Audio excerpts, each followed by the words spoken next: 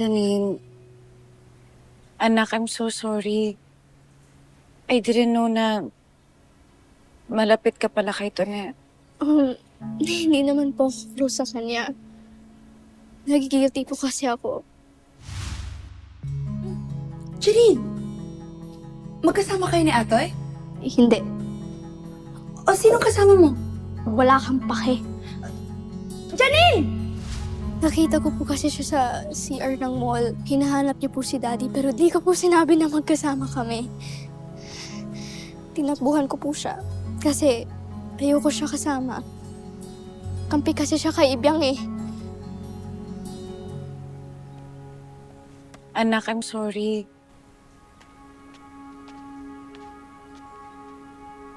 Bakit ka ganyan, Janine? Dapat dinala mo si Ate Tonet kay Tatoy. Baka walang masama nangyari sa kanya. Baka di siya madisgrasya, baka buhay pa siya ngayon. Ibiyang, anak, huwag mo naman sisihin si Janine. Hindi ko naman alam yun eh. Huwag mo nga ako awayin. Aawayin kita. Kasi masama ka talaga. Ibiyang, makinig ka sa akin. Alam ko masakit to sa'yo. Pero hindi ginusto ni Janine na mawala sa Tonet. Hindi nga po.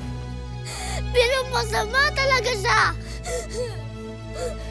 Dahil sa'yo, nawala ang isang tao na nagmamahal sa akin. Dahil sa'yo, dahil gusto mo, ikaw lang lagi ang bida.